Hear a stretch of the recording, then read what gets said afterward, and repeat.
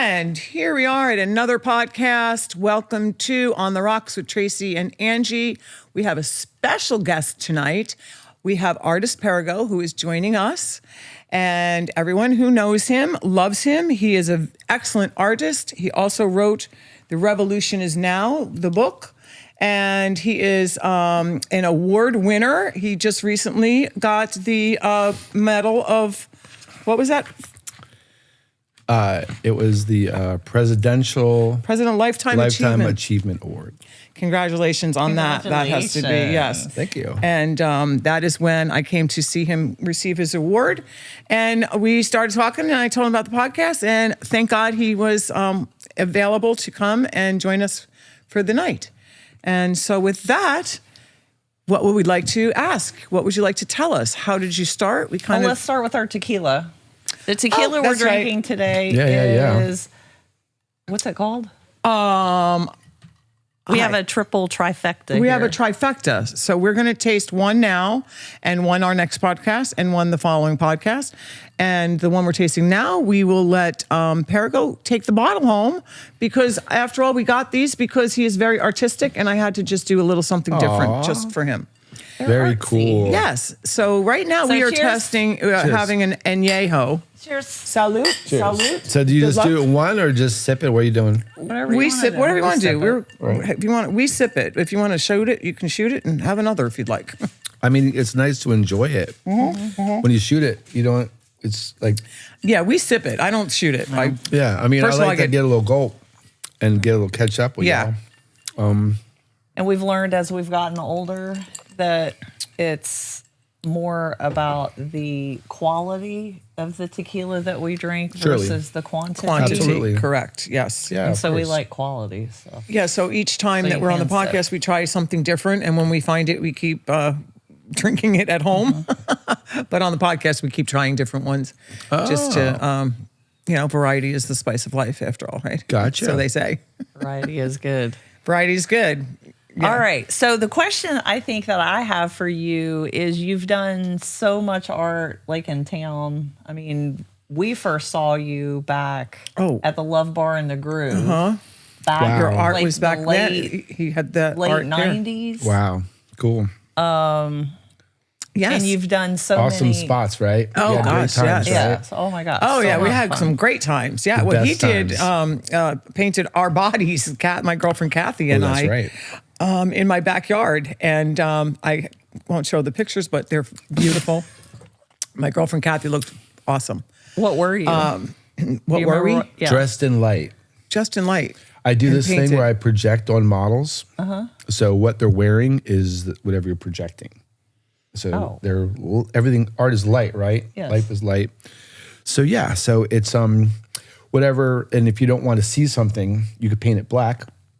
So it goes away. If you want to be modest, you want to cover parts or whatever, you know what I mean? Right. So, that's body painted black in a way, and then everything else is projected on. Like your body is a screen. Like we really are the cool. art, and we're the light. So it's projected light art. It's my favorite kind of art. It's like when I make art for myself, it's certain kinds of things. I make art for all kinds of people, so it's all kinds of things, but my favorite art. You do a lot of art like on murals and buildings and scenic, but you also do homes, walls. My brother-in-law, F.K. Whited, you had done a mural for him in his house, in his Tennessee room, as a matter of fact, with, what was that singer? Greg Almond. From the Allman Brothers. That was saw that one. Yes. It Ooh, was that's in a his good bar one. in his house. Oh, that's a cool one. That was a great one. That was a good. cool guy. You also did a mural for friends of ours friends of theirs that actually lived across the street from them, Karen and, I can't remember her husband's name. And they had that modern house. And you did one in their bar that was like you felt like you were in like the islands or something. And they had a tiki bar built right on the top. Yeah. Yes. Yeah. In what's that area called? Yeah. In Ormond, where it's like Tidewater Drive is where they lived. But yeah.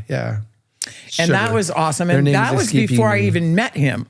I saw these murals, and then lo and behold, we meet out at the clubs and stuff. And then I saw the, Love Bar and Groove, and I'm like, oh my God, that's the one who painted FK and Cindy, and Karen. And so then I was like privileged to meet and very happy, and we've been friends ever since. And so you did the Rossmeyer, the old Harley Davidson mural, right? Yeah, On Bruce Beach. was a client of mine, and I did all of his spots. I did artwork in most of his spots. Yeah. Yeah. And you like did different Kona, places and right? different The 50 50-foot woman at Kona? Oh, yeah. The paintings in the back of Kona. Yeah. And the mural in DeLand. Yeah. That was where we came up with the idea of the Art Army, actually. Oh, really? In the Okay. land? Yeah. Okay. Working on that mural, me and my buddy Chris. How do you come up with like your, like, do you have like a muse? Do you come up with an idea prior to, or do you just kind of start and it just kind of enlightens or envisions itself to Well, you? yeah. Well, you see, I make art, commercial art, like commissioned art. Right. So my job is I manifest other people's visions or dreams. Okay. So you imagine it, and then I create it. Okay. So there's art I make for other people. I'm manifesting their dreams and visions, right? And then there's when I'm doing mine. Okay. And when you say a muse, yeah, for sure a muse. Like I think the female figure is the most beautiful work of art on the planet. And just that's by awesome. itself. Thank you. Well, yeah. I mean, you girls are both looking all great too. By the way, I'm like came literally from work. That's from okay. Painting on the beach. He's a working artist, so that's okay. Yeah. As most artists want to be, right?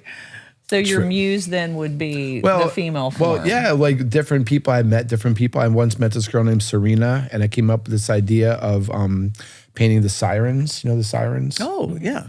Right. That's the mermaids, sirens. Well, they in Mythical times. The Iliad. Are you familiar with the Iliad, the Odysseus and stuff? He went to the Trojan War. He's coming back. Old Greek mythology, Greek literature. Yeah.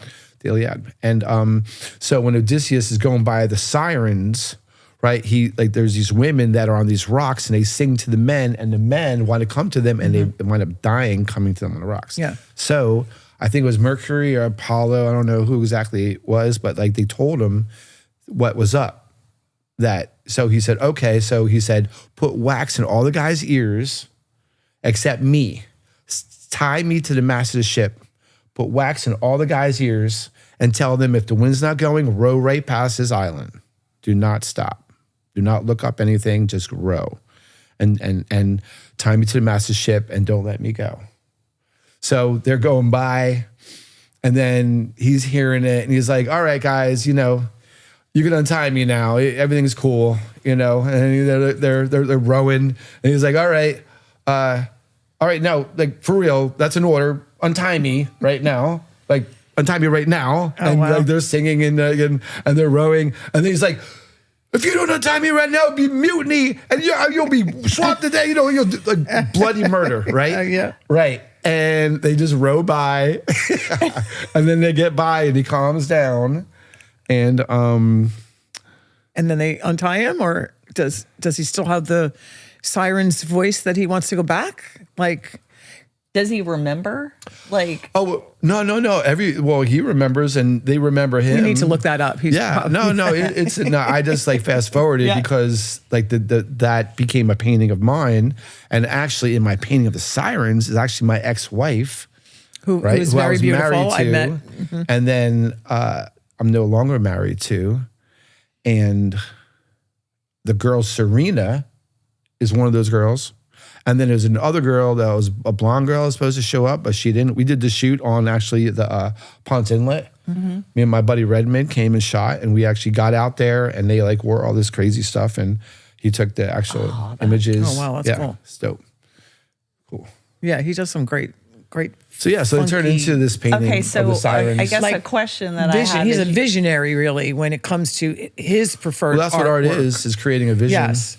And so that's what he does with his favorite kind of art. Well, I've been doing it for my entire life. Yeah. I'm 56 years old. Well, Yeah, So I've been doing this since I've been 19 years old. Yeah. It's a long time. You were very artistic from birth, from what I read. Yeah, pretty much. Yeah. Yeah. Yeah. Family were your bloodline. parents?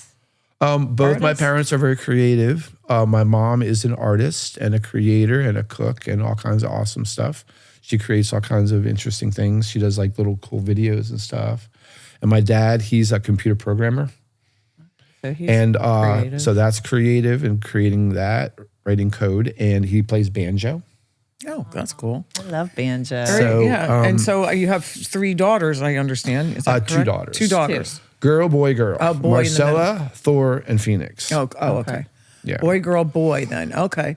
And so, did they pick up the gene, or are they creative as well? Or yes, they're they still all young? pretty much favor me a lot. It seems my genes are strong genes, and they grew up in a household of that. You can just dream it and do it. That's great. And manifest it. And so, both my daughters have broke world records. Wow. One broke a Guinness World Record. Oh, that's amazing. She was the youngest professional artist in the world. Wow. Right? Guinness World Record. What? Wow. Yep. And then my And which one other was that? What? Which daughter? That was Phoenix. Phoenix. I had a feeling. Right? Yeah, it just came to the me. youngest. Yeah. And then my Wow. eldest daughter, when she was 19, she won a Zagat Award. Are you familiar with Zagat? Like the food kind of award show, right? So they have a thing called 30 Under 30. So it's 30 people under the age of 30 years old in each city that are culinary game changers, they consider, get this award. Wow. So she actually won this award for New York City, Wow. which was a That's big amazing. deal. Yeah. Big That's deal. huge. Yeah. And also, when she grew up here and she was dual enrolled in both high school and the culinary. Oh, wow. And so she graduated both culinary and high school the same year. Wow. Also top of her class too. And she, so when she moved to New York, she like jetted and just moved to New York. Just like she wasn't even 18 years old. She was 17 years old. And became a chef. And and then she tried to find these jobs and she ended up at the Dominic Ansel Bakery. And anyway, so she's 19 years old when she gets this award. Wow. So that's the youngest in any of the cities ever. Yeah. Oh, so she my. broke a Zagat record. Wow. Being And that's the youngest. age that you pretty much consider yourself starting your artistry at 19. Well, I mean, we're all like, if you read that, we're all creative. Yeah. We're all creating reality all the time. But yeah, as an artist, I've been doing art like Well, forever since you were a kid, as we all. that book right there was about the Art Army handbook. It's just mostly about the Art Army concepts. But I have a biography I'm gonna do, and it's gonna talk Everyone about. should read this. It is very interesting in every aspect. I would be curious as to what you would. Yeah, there's a lot going on in that. But yeah, but if we're actually my life and my kids and my life like that, I'm going to do a biography, and I think that's awesome. and it's going to have art techniques, how to make a living as an artist. Oh, wonderful. It's Yeah. like it's one of the hardest things on the planet to do. Actually, Yeah, it is. My mother and my grandfather were artists. My grandfather had his own art studio, so he would paint and then sell art. And my mother was a very good charcoal artist, and she wound up doing hand drawings for the newspapers years ago before they had all this technology. Cool. Yeah. awesome. So, yeah. May they rest in peace. Miss you, Mom. I definitely think that God instilled each person has a creative element to their Yes. being. That's actually in the book. right. Right. Well, I call it the creator spark. Like we all have a particle. Like the Art Army concept is that everyone is an artist, that everyone is creative, that everyone has a creator spark inside them. Okay. A particle of the supreme source of all things, God itself, is inside us. Call it your soul, call it your spirit, whatever you want. But there's this particle in this. And that's how God is experiencing itself through us, is that this little thing is a beacon. It's like Wi-Fi, and he's experiencing this thing of life through us by this particle. It just broadcasts back. But that thing could potentially be directive, which means that thing that's just monitoring, it's called the mystery monitor in the beginning. The Urantia calls it the thought adjuster. Thought adjuster. Anyway, but So there's this thing. So this thing in you, once you identify with it, then now you can grow it. And then once you grow it, like that thing is like, we're the creature. We're humans are dual natured. We're animals of animal origin, but we have a divine presence inside us, consciousness. Right. We're the creature and the creator.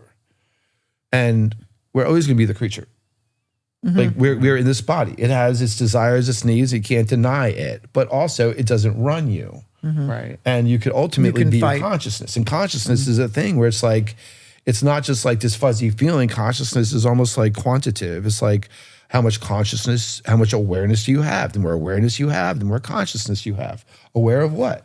You know what I mean? And so it's like when you know you're doing something wrong and you do it anyway, that sinking feeling you got because you know you're doing it wrong, you can actually change that and don't do it. But some of us don't have that will, which is your consciousness and your spirit, to make that transformation or yeah. People try not to listen to the inner voice when they keep when on they messing know it's up. bad, right? Yeah, exactly. right. So And that's so when they- you get that sinking feeling. When you know you're doing something bad, you get that sinking And feeling. then Just that's- like when you're doing something good, you get the good feeling inside. Right. That is what that. Right. And that's why they sedate themselves too, or do True. some kind of drug, whatever, because Yes. they can't handle the Or conflict a inside little them. sip of tequila is okay.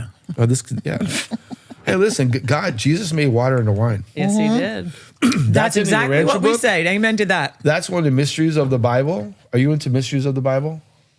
I love the Bible. Yeah. I love the mysteries. I love. Yeah. Okay, so But is there like a specific book or something called the mysteries? no. of the Bible? I'm talking about okay. like things in the Bible, like for instance, like Jesus never would do just parlor trick miracles, right? Never, right? Right. That was his thing. It happened at times. And then when he's at the wedding and he turns the water into wine, right? I have the answer to that. Oh, really? I'll tell you. Well, you tell me, and then I'll tell you what the Rancher book says happened. Okay. What happened was his mother, Mary, asked him to perform the miracle because it was her good friends. And he, I think, did that to honor his mother. You are so correct. Right. He actually wished. Bravo, Angie. He knew he couldn't. He knew Right. he wouldn't, but he wished he could Yeah. help her. Like it touched his heart. Yeah. You nailed it. That So is good. fabulous. Yes. Where'd you get that from? Hi. Your intuition? Her mind. No, actually, my dad and Study. I had a conversation. My dad and I have a lot of enlightening conversations. And I brought up, like, I always wondered myself why God, like Jesus would never Right. do that to, and to then, prove or to show people, right. But he for did his in that mom. instant. Right. That's why he split and left the party right away, if you remember Yeah. the story. Yeah. He got upset a little bit about himself, he was loose with his will. And he went up to the mountain, remember? And he prayed and figured that shit out. His Yeah, human side because came he out to can't- help his mom. Yeah, because really. like if he just wished Or stuff, animal side, whatever I he should say. wished would happen, and he was living Yes. a immortal life. You know what I Yeah. mean? So he couldn't. He really wasn't. He wasn't using his powers. If he used his powers, he wasn't. But he didn't want to living use it to immortal show life. off either. Right. Right. So, Right. yeah. Right. I mean, the Urantia book talks about the bestowal process. Like whenever Creator's Son creates a universe, he has to bestow himself into likenesses of the created things, I think 7 times. So he has to be what he created, live a life as what he created 7 times. Yeah. Wow. And the last one, like our God, our Jesus, before Jesus was Jesus on our planet, he was Michael. And there's also a lot of like this misinformation about Michael. Everybody thinks the archangel Michael. Well, it's like, well, Gabriel is the archangel, and that's the idea of the archangel. There's one, and he's Gabriel. Michael's not the archangel. They suppose he is. That's another mystery in the Bible. It's like because they say Michael is the commander of angels, they suppose he's an angel. But that's like saying, like the president of the United States, he commands the army. Is he in the army? No. He commands the army, but Probably he's not doesn't even in know the how to hold a army. gun. So Michael, right, is the name of our Creator's Son. And that's why Michael is such a huge name in our culture. We don't even realize it. That's one of the I have mysteries. lots of Michaels. Yeah. My dad's a everybody Michael, would name my them. brother's a Yeah. Michael. Now Yeah, Luke I mean- is becoming a big. And Michelangelo nephew. is like, makes you realize that Michelangelo, that's Michelangelo. Like, and it's interesting, all the Yes. sculptures of Michael as an angel. He's not an angel, he's a creator's son. Wow, that's Yeah. amazing. And the bestowal process he did was from top to bottom. There's different orders of beings. Like the way we breed dogs to do different things, they breed beings to do different things. Right? There's different beings that are created to do different jobs. Like there's beings that are created to govern worlds and systems of worlds. Right? And there's angelic orders. And there's life carriers, and there's all the way down the mortal being is like the bottom. Like we're like animal. We're just above animal. You know what I mean? So we're part animal. Yeah. So we're mortal beings. Oh, by the way, my fingers are messed up because I don't have like some skin disease. It's just Yeah, no, we can tell honestly, those are artist hands, boy, for sure. I was putting liquid nails in this stuff, and like you just can't can't use gloves. You just This need to get is your true fingers artistic and get it hands right in there. right here. Yeah. Yeah. Pretty So jacked there up. ain't denying your passion.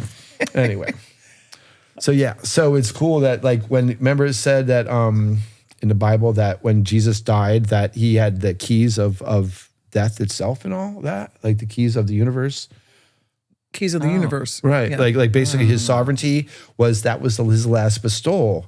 He did all of them, and then his last one was as a mortal being. Like he didn't even have to come as a baby. He didn't even have to come and he did not come to die. Like it's not like God is some ransomer that needs like a blood sacrifice. That's also old school. That's not God. God is love. I agree. Like the whole blood sacrifice thing is carries over. Like Abraham, right? Like, killing your son. Kill your son. He's about to kill him. And It's like the whole blood sacrifice is like, well, thinking Jesus had to come to die. He did come and he did die. That's the whole thing is he didn't have to. It wasn't like something that was already preordained. he chose to do that. He let it happen. To free us, and he didn't even allow himself to wish he did not feel the pain. Yes, exactly. Because if he, like I said, if he wished anything, it would have been. And he had to completely deny himself of all of his powers and do that. And what makes the crucifixion and him die on a cross, it's like you want to cry. That like that's what this planet to see the pain and torturing that he went through to free us that's from like our sins. insane. Yes. The thing that always struck me about the crucifixion story is that even in the most immense emotional, physical torture of his entire life, he still tried to save the two guys that were hanging next to him. Right. Like, I mean, he was able to think clearly enough to worry about the soul of Well, he knew the he people. wasn't going to die. Yeah. Right. His mortal body was it's dying. almost like a video game. And he knew that there was a time, but he A did better place question, as like, well. God, why No, have you and- forsaken me? Right. Why, like, take me already, like, end this. Right. But we, as humans, had to know and acknowledge the suffering that he went through so we can be forgiving and know that whoever believes in him are forgiven for their sins. That was the reason we had to see, because that's the animal in us. We need to see how much pain did he suffer for us in order for us to say, wow, he suffered so much for this that, yes, I have to believe that he did this for us. And you also have to realize it's not just for our planet, for the rest of the universe. Yes, the universe. He did that. He did not have to come as a baby that could get dropped on his head. No, of course. He did the whole full life experience. So he could preach. Well, to I mean, us he was as the well. example, right? And Yes. that's why, he's such the amazing ruler of our universe. He deserves all glory and power because he has done to that. everything. Amen to that. Yes. Yeah. What religion are you? Did you grow up like in church, or how did you come to your personal I grew up relationship? in Christian churches enough to see the hypocrisy. Where you want to start? Yeah. No, yeah, and I the agree. No, I mean, superior we're all attitude. kinda, Like it's so funny. I gravitated to church early on. I've had a very spiritual drawing ever since in my entire life. And we would, this bus would cruise through the neighborhood, and it would pick up the kids to go to church, to Sunday school. My mom was asleep. She didn't even know I was on the bus. She didn't even know where I was. Okay, it was back in the day when you were out. You were some part of the city. You didn't even, and so they would bring you, and they would do the whole service. And at the end, they would put, every head bowed, every eye closed. If you like, accept Jesus Christ, raise your hand. And at the end, they go, if you raise your hand, come in the back and get prayed for and stuff, right? Yeah. So I did that for like a few weeks, right? And then this one guy was like, "Did you ever do this before?" I goes, "Yeah, it was last week." He goes, "Well, you have to do it once." I was like, thank you. I was like, thank God. I only have to accept Jesus Christ in my heart once. It was like, well, you got how many times left? Because I'd be the last one on the bus, because they would make you stay late, get prayed for you. Everybody would be on the back of the bus, the whole bus be waiting. I'd have to run back on the bus. Well, I was so relieved. Oh, that's a funny story. Yeah. And then now, where did you grow up? I grew up, I call it the Golden Triangle of Rocking. The what? You ever heard of the Bermuda Triangle? Yes. Okay. So this is the Golden Triangle of Rocking. Oh, okay. Okay, right. Okay. So you got New York City, right? Yeah. Doesn't rock like New York City, nonstop. Then Philly, right? It's a little baby brother.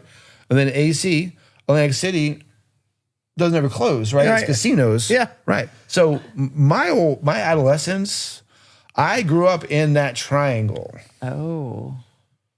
Okay. It's very similar to me, except without Atlantic City, but I was very close to Atlantic City. I did Brooklyn. I was from New York, New Jersey, and then, then here in Florida, of course. See, we get used to a certain level, and then we go elsewhere, and we're bored as fuck. And we're like, this is happening? Really? Yeah. It's like, and then you realize, if you want to make it something cool, then you got to make it cool yourself. You know what I mean? Yeah. Like when I got here to Daytona Beach. What year was that?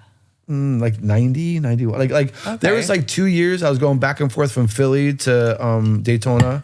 I was like doing I did the Coliseum, went back to Philly, did the Spot, did Big Kahuna Surf Shop. I was going back and forth from Philly to Daytona for like a year and a half, I guess. And then stayed and then got married and had kids. So I ended up being in Daytona Beach. That's how I ended up. Crazy. Yeah, but look at the blessings that you had since being What here. brought you or what drew you here? Do you know? It's insane. All right, remember when MTV was in Daytona Beach? That's what I was going to ask. Okay, right. Okay. So I'm in New Jersey going, man, that looks cool, man. And I'm like, going to my friends, I'm like, yo, let's get an RV. And then we're like, well, we got some money. It's like, we got only enough money to get down there. I was like, let's do it fucking anyway, whatever. It's like, we'll get the money. We'll figure it out. They're like, you're crazy, man. No. I'm like, come on. And so I was drawn to it. And then years later, I had a client that it was called Rent-A-Vet. He rented Corvettes. Oh, right. He had a fleet of Corvettes, Omar. And so he was like, I'm coming to Daytona Beach, going to rent Corvettes. Will you come down and do my marketing and my promo stuff? Right. And so I'm like, cool. So we rode down the fleet of vets. I got in trouble because I was speeding. I mean, come on, man. It's a Corvette. How could you not get up with that and see it's exactly? You know what I mean? Yeah, 95. Come on. So anyway, so we always butted heads. It was not so good. But anyway, but I met Miltos, who had the Coliseum. Yeah. And I did a T-shirt for him. I designed a T-shirt, a Coliseum T-shirt. That was my first job ever for him. And then I started doing the murals there.